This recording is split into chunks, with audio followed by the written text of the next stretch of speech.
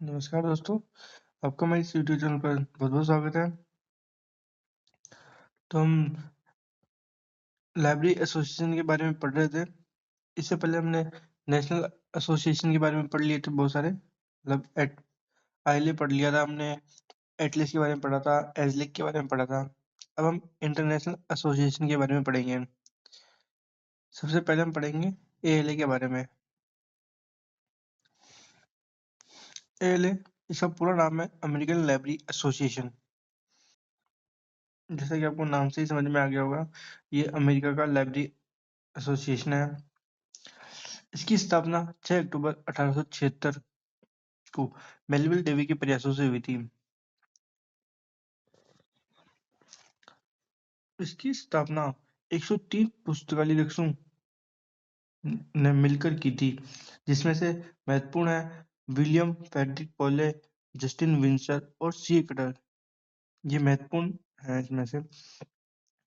और इनमें 103 पुस्तकालयों में से 90 तो पुरुष थे और 13 महिलाएं थी।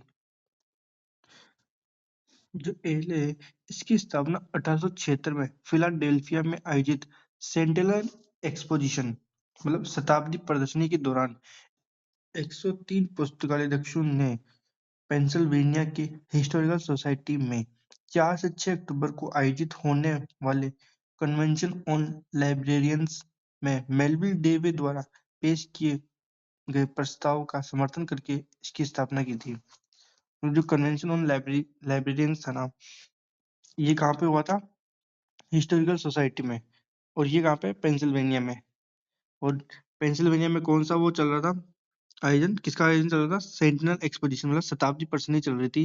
वहां पर मेलविल डेवी की अध्यक्षता में कन्वेंशन ऑन लाइब्रेरियंस हुआ था। वहां पर इसकी स्थापना हुई थी। उसका मुख्यालय कहाँ रखा गया था? मिशिगन प्लाजा, शिकागो, यूएस में इसका मुख्यालय रखा गया था। अब हम एलए का मोटो देख लेते हैं।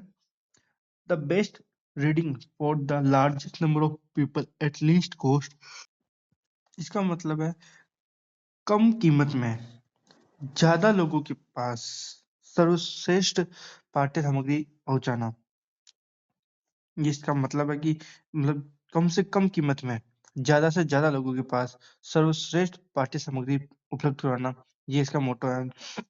और इस मोटो को एएलए द्वारा 1892 में अपनाया गया था, 1982 में ना।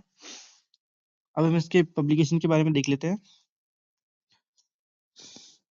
इसका पहला है लाइब्रेरी टेक्नोलॉजी रिपोर्ट। इसका प्रकाशन 1965 से हो रहा है और ये प्रति वर्ष 8 बार प्रकाशित होता है। इसमें लाइब्रेरी के संबंध में जो भी नई नई टेक्नोलॉजी आती है ना, उसकी रिपोर्ट होती है इसमें। नेक्स्ट है बुक लिस्ट। ये भी एएलए का प्रकाशन है, बुक लिस्ट। नेक्स्ट है चॉइस मैगजीन। चॉइस मैगजीन एसीआरएल का मासिक प्रकाशन है।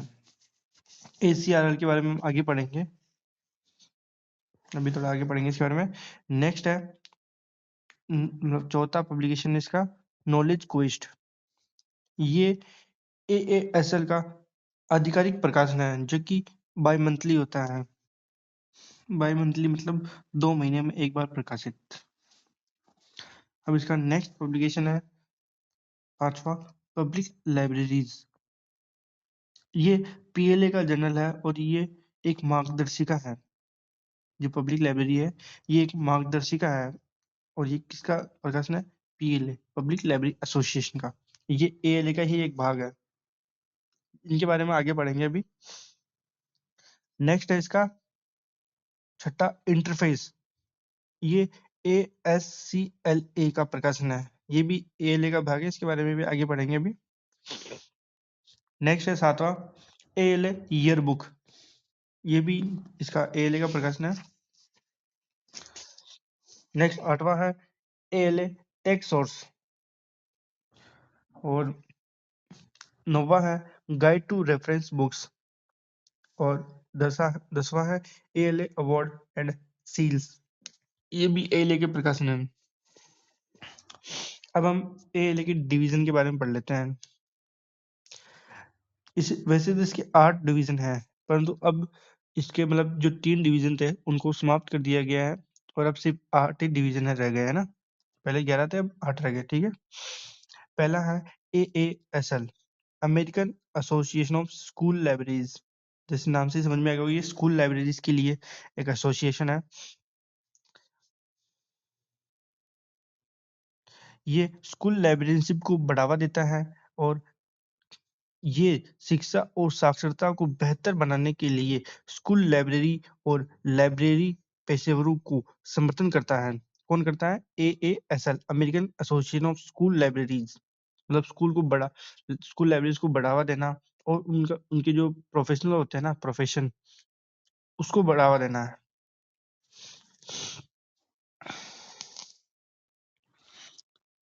इसका नेक्स्ट है, सेकंड है ALSC, association for library service to children. ये विश्व का सबसे बड़ा संगठन है जो बच्चों के लिए पुस्तकालय सेवाओं के समर्थन और संवर्धन के लिए समर्पित है। ये जो ALA का डिवीजन है, ALSC, ये मतलब बच्चों के लिए पुस्तकालय सेवाओं का समर्थन करता है। मतलब उनको कैसे विकास किया जाए, बच्चों के लिए कैसे काम किया जाए, उसके लिए कार्य करता है। Association for library service to children, ये बच्चों के लिए कार्य करता है ना। अब इसका तीसरा डिवीजन है ACRL, association of college and research libraries. मतलब ये कॉलेज के लिए और रिसर्च लाइब्रेरीज के लिए है ना। ये अमेरिका का सबसे बड़ा पुस्तकालय संघ है। जो ACRL है, ये अमेरिका का सबसे बड़ा पुस्तकालय संघ है जो मुख्य रूप से कॉलेजों, विश्वविद्यालयों और शोध पुस्तकालयों से जुड़े पेशेवरों और संस्थानों पर केंद्रित है। ACRL सिर्फ कॉलेज और विश्वविद्यालय और शोध पुस्तकालयों को ही विकास करने में कार्य करता है और उनकी जो पेशेवर होते हैं उनका विकास करने पर जोर देता है वैसे, है ना। अब चौथा है कोर, लीडरशिप, इंफ्रास्ट्रक्चर और फ्यूचर्स, इसका पूरा नाम है ना। ये एक राष्ट्रीय संघ है जो नेतृत्व और प्रबंधन, संग्रह और तकनीकी सेवाओं और प्रौद्योगिकी की केंद्रीय भूमिकाओं में पुस्तकालय रक्षकों और सूचना प्रदाताओं के पेशे को आगे बढ़ाता है। ये जितने भी पुस्तकालय दक्ष हैं उनका नेतृत्व प्रदान करता है और ये नए नए इंफ्रास्ट्रक्चर मतलब नई नई तकनीकों का विकास करने में सहायता करता है और फ्यूचर में जो भी नई नई तकनीक आती है या फिर नए नए कार्य होते हैं उनका समर्थन करता है ये, है ना। अब हम देख लें सब पांचवा division, PLA, public library association. ये सार्वजनिक पुस्तकालयों और उनके कर्मचारियों और उपयोगकर्ताओं के हितों का प्रतिनिधित्व करता है। ये अमेरिका में जितने भी सार्वजनिक पुस्तकालय है ना, उनके कर्मचारियों और जो इनका उपयोग करता है उनके विकास के लिए कार्य करता है पब्लिक लाइब्रेरी एसोसिएशन ना। इसका गठन 13 अक्टूबर 1944 को हुआ था, 1994 को हुआ था और इसका मुख्यालय कहाँ पे है? शिकागो, इलिनॉइस, USA के अंदर ना। ये पब्लिक लाइब्रेरी एसोसिएशन का एक प्रकाशन है जिसका नाम है पब्लिक लाइब्रेरीज। ये PLA की एक आधिकारिक व्यापारिक पत्रिका है। इसका प्रकाशन 1947 से हो रहा है ना। और इसके संपादक कौन थे? अब इसके संपादक थे म्यूरियल पेरी, इसके संपादक थे। अब हम PLA के पहले अध्यक्ष के बारे में देख लेते हैं। इसके पहले अध्यक्ष थे एमी विंसलो, इसके पहले अध्यक्ष थे। और ये PLA पब्लिक लाइब्रेरी एसोसिएशन का जो पहला राष्ट्रीय सम्मेलन हुआ था वो कहाँ हुआ था? ये हुआ था मार्च 1983 को बाल्टीमोर, मेरीलैंड में आयोजित हुआ था इसका पहला राष्ट्रीय सम्मेलन ना। और इसका विषय क्या था? जन सेवा आज और कल के सार्वजनिक पुस्तकालय, ये इसका विषय था। इसको मोटो भी कह सकते हैं। वैसे PLA का मोटो था जन सेवा आज और कल के सार्वजनिक पुस्तकालय, ये इसका मोटो भी था ना। अब हम इसके छठे डिवीजन के बारे में देख लेते हैं जो कि है RUSA, reference and user service association. ये पुस्तकालय में सूचना तक पहुंचने में उपयोगकर्ताओं की मदद करने के लिए बेहतरीन तरीके विकसित करने और उन्हें लागू करने का कार्य करता है। ये रेफरेंस सर्विस और यूजर सर्विस को कैसे बेहतर बनाया जा सकता है और उनकी जो नए-नए तरीके विकास करता है और उनको लागू कराने का कार्य भी कौन करता है? रूसा। रूसा के 6 स्पेशल सेक्शन हैं, जो रूसा मेंबर होते हैं उनके लिए फ्री होते हैं ना। पहला है स्टार्स, ये इसका पूरा नाम है sharing access to and modifying resources section. दूसरा सेक्शन है आरएसएस रेफरेंस सर्विस सेक्शन। तीसरा है ईटीएस इमर्जिंग टेक्नोलॉजीज सेक्शन। चौथा है एचएस हिस्ट्री सेक्शन।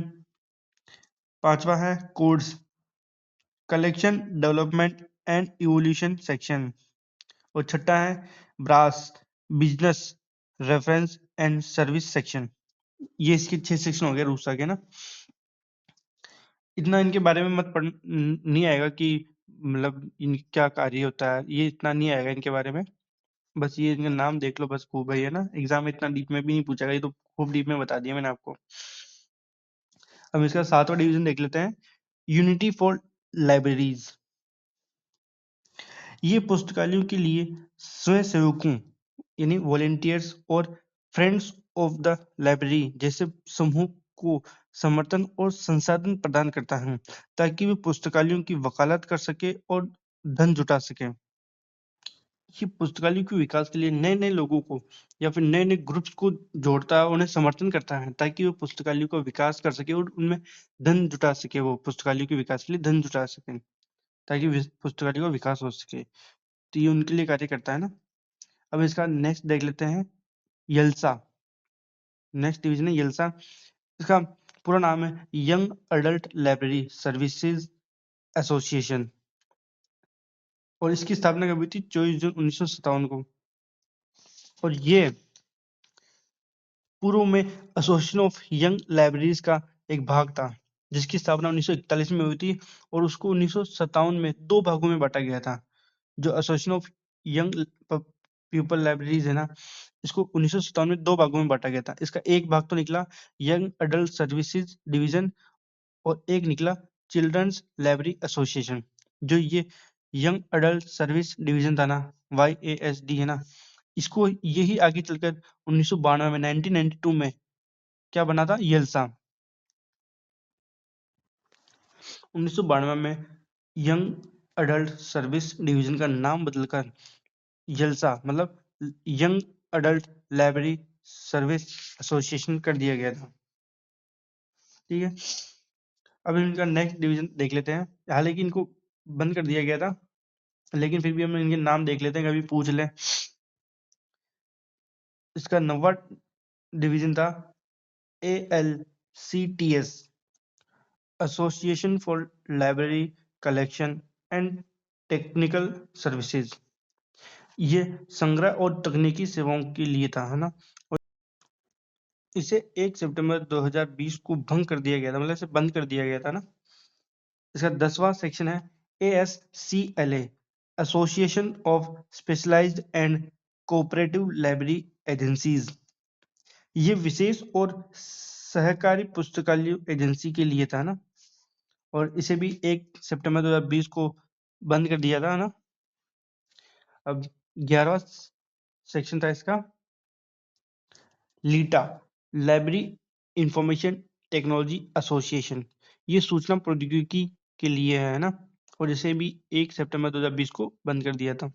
अभी वर्तमान में ALA की सिर्फ 8 डिवीजन है, पहले 11 थे, अब 8 डिवीजन ही है। ठीक है, ये याद रखना। अब हम इसके अवार्ड्स के बारे में पढ़ लेते हैं। पहला है मेडल ऑफ एक्सीलेंस। ये 1953 से दिया जा रहा है। ये मेडल कब से दिया जा रहा है? 1953 से। और ये एक वार्षिक पुरस्कार है जो मतलब हर वर्ष दिया जाता है। और ये पुस्तकालय प्रबंधन, पुस्तकालय प्रशिक्षण, सूचीकरण और वर्गीकरण और पुस्तकालय विज्ञान के उपकरण और तकनीकों में रचनात्मक नेतृत्व के लिए दिया जाता है। मतलब जो भी इनमें किसमें, एक तो पुस्तकालय प्रबंधन हो गया, पुस्तकालय प्रशिक्षण हो गया, सूचीकरण हो गया, वर्गीकरण हो गया और पुस्तकालय विज्ञान के क्षेत्र में नए उपकरण और तकनीकों को विकास करने करता है ना, उनको ये अवार्ड दिया जाता है। प्रारंभ में इस मेडल का नाम था मेलविल डेवे मेडल, परंतु 2020 में इस पुरस्कार का नाम मेलविल डेवे मेडल से बदलकर एएलए मेडल ऑफ एक्सीलेंस कर दिया गया था। अब इसका नेक्स्ट अवार्ड देख लेते हैं, कोल्ड कोर्ट मेडल। ये 1937 से दिया जा रहा है और ये अमेरिका में बच्चों के सबसे प्रतिष्ठित चित्रात्मक साहित्य के कलाकारों को दिया जाता है। जो बच्चों के लिए जितने भी चित्रात्मक साहित्य होते हैं उनमें जो सबसे सर्वश्रेष्ठ होता है ना, उसको ये उनके जो कलाकार होता है ना, उसको ये दिया जाता है, कोल्ड कोर्ट मेडल है ना। अब नेक्स्ट देख लेते हैं अवार्ड ऑप्शन, मार्गरेट मान अवार्ड। ये क्लासिफिकेशन और कैटलॉगिंग के क्षेत्र में दिया जाता है, मार्गरेट मान अवार्ड। और ये अवार्ड 1970 में एस आर रंगनाथन को भी दिया गया था। अब नेक्स्ट अवार्ड देख लेते हैं, एएलए क्वालिटी अवार्ड। ये भी एएलए द्वारा दिया जाता है। और इसका नेक्स्ट अवार्ड है एलेक्स अवार्ड। ये 1998 से दिया जा रहा है और ये पुरस्कार उन 10 पुस्तकों को दिया जाता है जो वयस्कों के लिए लिखी गई हैं, लेकिन 12 से 18 वर्ष की आयु के युवाओं को विशेष रूप से आकर्षित करती है, उन्हीं को ये दिया जाता है। मतलब 10 पुस्तकों को दिया जाता है जो कि वयस्कों के लिए लिखी जाती है, लेकिन वो जो 10 से 18 वर्ष की जो आयु वर्ग के बच्चे होते हैं ना, उनको विशेष रूप से आकर्षित करते हैं, उन्हीं को ये दिया जाता है एलेक्स अवार्ड। 2002 से इस अवार्ड का संचालन कौन कर रहा है? यल्सा, एएलए का ये एक डिवीजन है, वो इसका संचालन कर रहा है। अब नेक्स्ट अवार्ड है Andrew Carnegie medals for excellence in fiction and non fiction award. ये 2012 से दिया जा रहा है। नेक्स्ट अवार्ड है बेटा पी मू। ये भी एक अवार्ड ही है, अजीब सा नाम है लेकिन अवार्ड ही है, ये भी एक अवार्ड का नाम है, बेटा पी मू। नेक्स्ट अवार्ड है ओरिने अवार्ड। ये 1958 से दिया जा रहा है और ये 8 से 14 वर्ष के बच्चों के लिए लिखी गई सर्वश्रेष्ठ फिक्शन और नॉन फिक्शन बुक के लिए दिया जाता है। जो भी फिक्शन और नॉन फिक्शन बुक 8 से 14 वर्ष के बच्चों के लिए लिखी जाती है, उनमें से जो सर्वश्रेष्ठ बुक होती है उसी को ये अवार्ड दिया जाता है ना। नेक्स्ट अवार्ड है डार्ट माउथ मेडल। ये 1975 से दिया जा रहा है और ये पदक उत्कृष्ट गुणवत्ता और महत्व के संदर्भ ग्रंथ के निर्माण को सम्मानित करने के लिए दिया जाता है। ये अवार्ड संदर्भ ग्रंथों को ही दिया जाता है, जो संदर्भ ग्रंथों में सर्वश्रेष्ठ होता है ना, उसी को डार्ट माउथ मेडल दिया जाता है ना। नेक्स्ट अवार्ड है कोरेटा स्कॉट किंग अवार्ड। ये 1970 से दिया जा रहा है और ये पुरस्कार युवा वयस्कों और बच्चों के लिए लिखी गई उन उत्कृष्ट पुस्तकों को मान्यता देता है जो अफ्रीकी अमेरिकी अनुभव को दर्शाती हैं। जो पुस्तकें अमेरिकी और अफ्रीकी अनुभव को दर्शाती है, उन्हीं के लेखकों को ये दिया जाता है।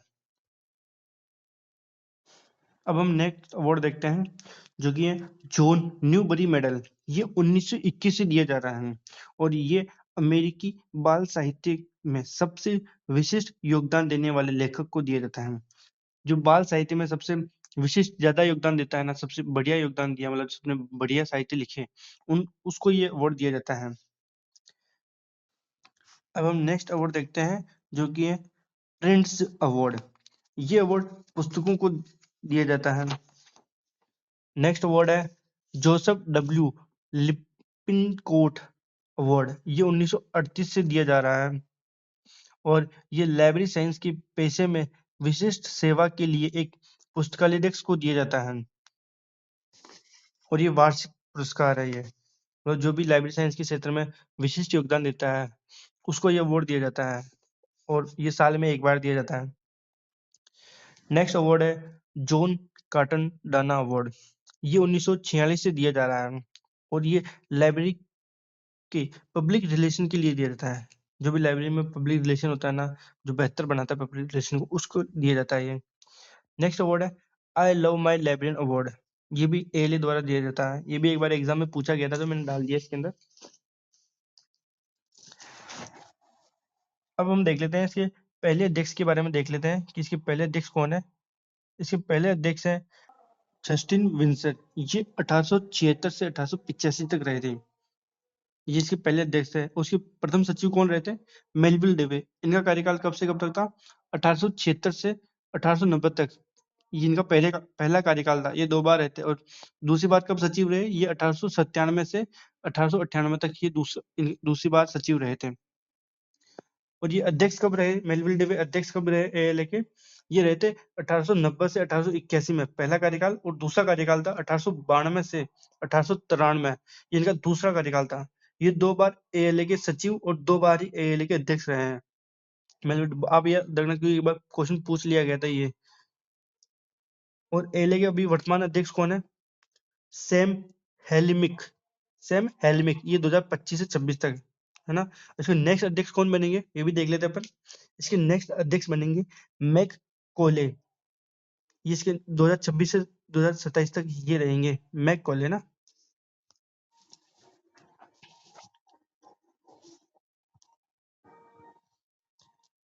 अब हम ऐसे ही नॉर्मल जानकारी देख लेते हैं इसके बारे में। आस्क लाइब्रेरी एनीथिंग की अवधारणा किसने दी थी? एएलए ने शुरू की थी आस्क लाइब्रेरी एनीथिंग की अवधारणा ना। और स्कूल लाइब्रेरी मंथ किसने शुरू किया था? 1985 में एएलए ने शुरू किया था। तो यहाँ पे हमारा एएलए कंप्लीट होता है। मैंने इसमें इसके उद्देश्य नहीं लिखे हैं, क्योंकि उद्देश्य सभी एसोसिएशन के लगभग समान ही है। क्योंकि जैसे देखो, आईएलए जैसे भारत में काम करता है, वैसे ही एएलए अमेरिका में काम करता है। वही पुस्तकालय को विकास करना, नए नए तकनीकों तकनीकों का विकास करना, ये सारे इसके उद्देश्य हैं। तो मैंने इसमें नहीं लिखे हैं, कि वो बहुत ज्यादा हो जाता, कोई मतलब नहीं था उसका। तो आज हमारा एएलए कंप्लीट होता है। अब मुझे बताना कि आपको ये वीडियो कैसी लगी, और इस वीडियो को लाइक करना और चैनल को सब्सक्राइब करना मत भूलना, क्योंकि मैं आपके लिए बहुत मेहनत कर रहा हूँ दोस्तों। इतना डीप में आपको कोई भी पेड कोर्स में भी नहीं पढ़ाएगा आपको। तो इस वीडियो को लाइक जरूर करना और चैनल को सब्सक्राइब करना मत भूलना।